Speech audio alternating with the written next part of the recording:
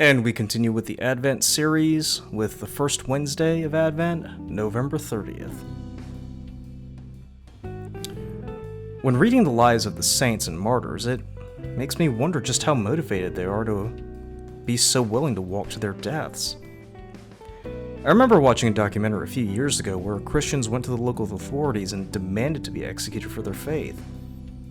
The officials, exasperated, simply told them to piss off.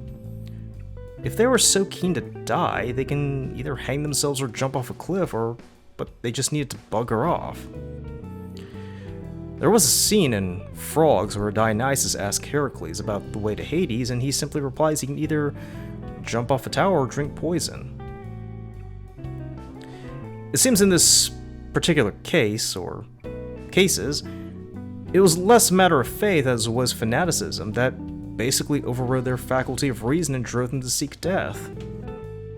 How terrible were their lives that they decided that death, glorious and honorable death, was the better option?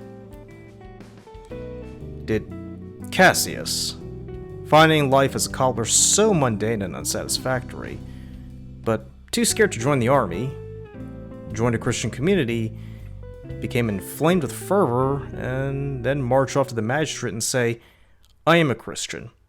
I know you guys aren't too keen about that, so I guess you'll have to kill me.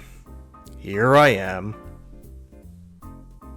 They would have looked at each other in bemusement, probably gave him abuse, and then sent him on his way.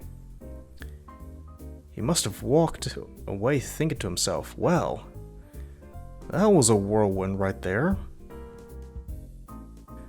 I have to wonder sometimes if it's envy or a lack of sense or faith that's been horribly skewed. Christians have endured martyrdom, that's not up for debate. And some have been martyred because they were in circumstances where they were either forced or to meet their end in such a horrific manner. And we applaud them for it because they went and endured it. To quote Paul, they have completed the course. But if someone's actively seeking martyrdom, it makes one wonder what is going on in their head. I remember reading about the martyrdom of Perpetua. At first I thought, wow, what a brave soul to die the way she did.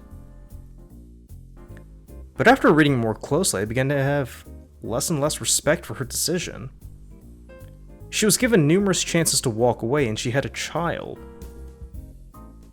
So many people were reluctant to see her go through this, from her father down to the gladiator forced to dispatch her. And she had to guide the poor bastard's sword to her neck. I mean, wouldn't that be suicide? Haven't we always been taught suicide was a sin? But those who committed aren't always in their right mind, so does that mean she wasn't in her right mind? But it doesn't matter because she's dead and now she's a saint. And I never asked for her intercession because why? Of course, I remember that Jesus didn't come to bring comfort, but the sword, and families will be divided over the gospel. And we're to live up to the measure of the gospel. But we are also creatures of reason, and contrary to Tertullian, Athens has as much a say as Jerusalem in the ways we handle our lives. We cannot entirely live on faith. To do that is for the angels. We have reason and discernment, and it is a struggle every day. But we carry on because it's a faculty bestowed upon us at the moment of our creation.